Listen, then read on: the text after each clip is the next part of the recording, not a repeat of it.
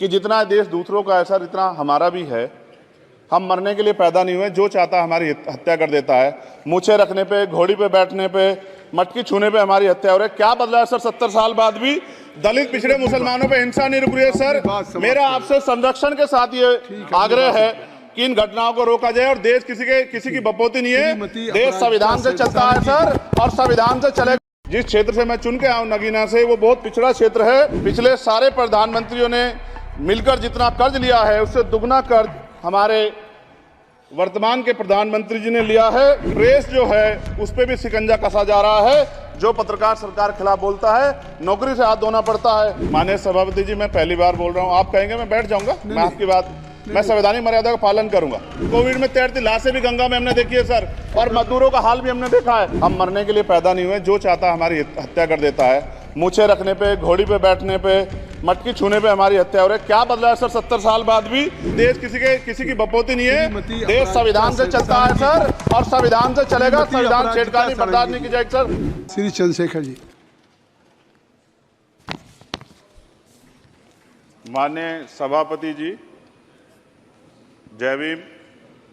महामहिम राष्ट्रपति जी के अभिभाषण पर धन्यवाद प्रस्ताव पर बोलने को आपने मुझे अवसर दिया, इसके लिए मैं आपका आभारी हूं। सभापति महोदय, सर्वप्रथम मैं बहुजन समाज में जन्मे सभी संतों, गुरुओं, महान पुरुषों को नमन करता हूं, जिनमें महात्मा ज्योतिबा फूले, डॉक्टर बाबा साहब अम्बेडकर और मान्यवर काशीराम साहब को मैं याद भी करता हूं आज के दिन पर। साथ साथ नगीना की महान जनता और भीम आर्मी और हमारी पार्टी आज़ाद समाज पार्टी काशीराम के साथियों का भी धन्यवाद करता हूं। इसके बाद अपने कुल गुरु जगत गुरु सदगुरु रविदास जी महाराज को भी मैं नमन करता हूं, जिन्होंने दुनिया को लगभग 600 साल पहले बेगमपुरा शहर के रूप में दुनिया का सबसे महान लोकतांत्रिक दर्शन दिया। अध्यक्ष महोदय, माननीय सभापति जी, 14 अगस्त 1947 को ये देश अंग्रेजों के अधीन था। 15 अगस्त 1947 को हम लोग आज़ाद हुए। 16 अगस्त 1947 को देश आज़ादी में था, लेकिन धन धरती राजपाट में बंटवारा नहीं हुआ। जो साधन संसाधन थे उनमें बंटवारा सही रूप से न होने के कारण एक बहुत बड़ी आबादी सुविधाओं से वंचित और सम्मान से वंचित रह गई। उनको सम्मान देने के लिए और अंतिम व्यक्ति तक सुविधाएं पहुंचे, इसके लिए लोकतंत्र की व्यवस्था हुई। लेकिन आज़ादी के 70 साल बाद भी हम कहाँ खड़े हैं, इस पर ये चिंता का विषय है।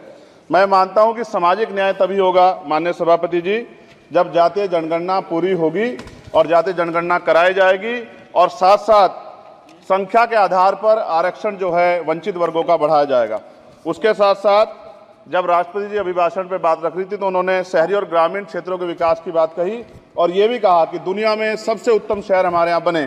लेकिन माननीय सभापति जी, 70% आबादी तो गांव में निवास करती है, तो गांव की आबादी के बारे में भी सोचना होगा कि उनका जीवन कैसे बदले।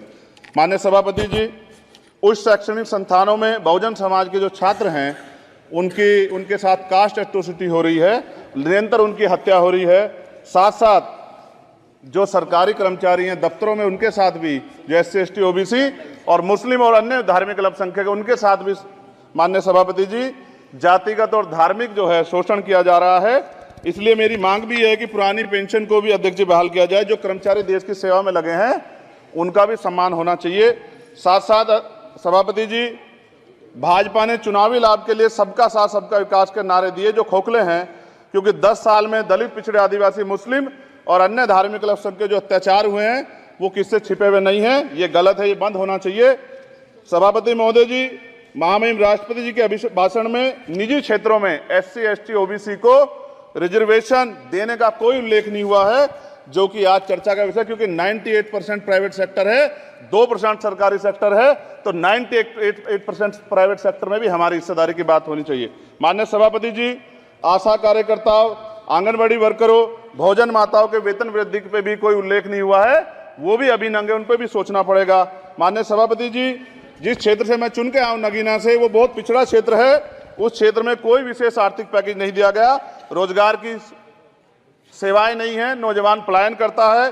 IIT, IIM, एम्स, केंद्रीय विद्यालय आदि शिक्षा में और चिकित्सा संस्थानों की स्थापना होनी चाहिए, जो कि नहीं है।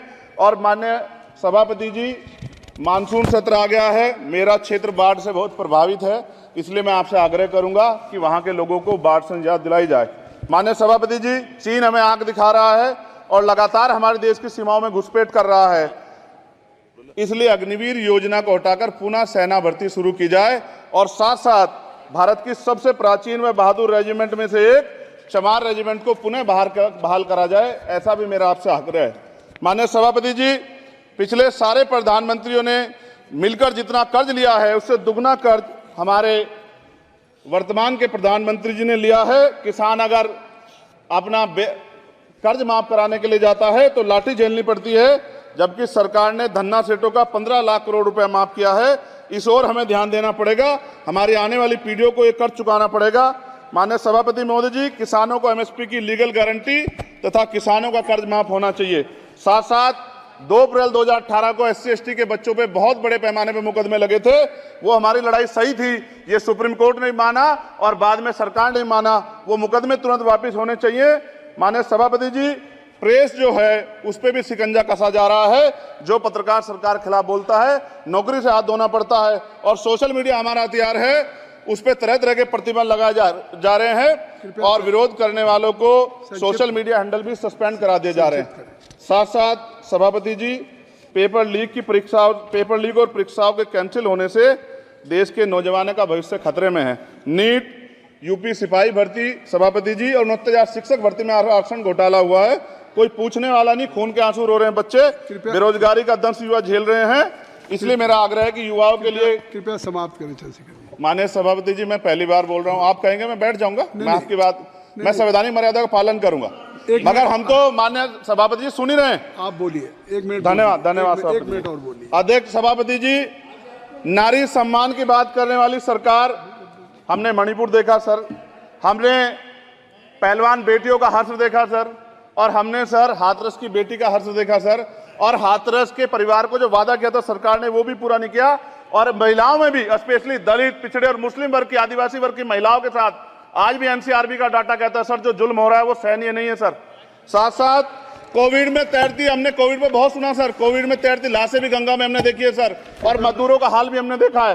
सभापति जी, बस सब समाप्त कर रहा हूं। नोटबंदी पे छोटे मजले उद्योग की जो कमर टूटी वो भी हमने देखी है।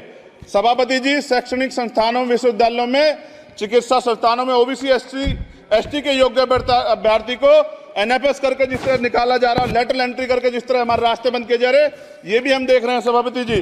साथ साथ मेरा ये कहना है सर, ये सबका इशू है कि प्राइवेट कर्मचारी सर और सरकारी भी कई जगह पे 8 से ज्यादा घंटों से काम करते हैं और उनको जब सर उचित वेतन भी नहीं मिलता, तो न्यूनतम वेतन 20,000 रुपए तय हो और 24 घंटे की ड्यूटी। उदाहरण के तौर पे यूपी पुलिस सर बहुत पूरा काम करते हैं वो लोग, वो राज्य के विषय हैं। आप यहाँ सर मैं आपके राज्य सरकार के लिए भी आपके संज्ञान में डाल रहा हूँ विषय सर। पुलिस सब जगह है सर, लेकिन सवाल ये है सर, बहुत पसीना बहाते हैं, 8 घंटे की ड्यूटी और वेतन विसंगति, वोटर स्कीम से उनको जो बाहर किया जाए।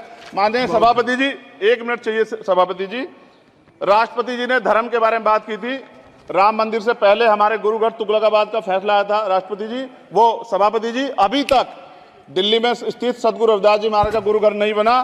साथ साथ सभापति जी, अपनी बात को खत्म करते हुए मैं आपसे कहना चाहता हूं कि जितना देश दूसरों का है सर, इतना हमारा भी है। हम मरने के लिए पैदा नहीं हुए, जो चाहता है हमारी हत्या कर देता है। मूछें रखने पे, घोड़ी पे बैठने पे, मटकी छूने पे हमारी हत्या हो रही है। क्या बदला है सर 70 साल बाद भी? दलित, पिछड़े, मुसलमानों पे हिंसा नहीं रुक रही है सर। मेरा आपसे संरक्षण के साथ ये आग्रह है कि इन घटनाओं को रोका जाए और देश किसी की बपोती नहीं है। देश संविधान से चलता है सर और संविधान से चलेगा। संविधान छेड़खानी बर्दाश्त नहीं की जाएगी सर।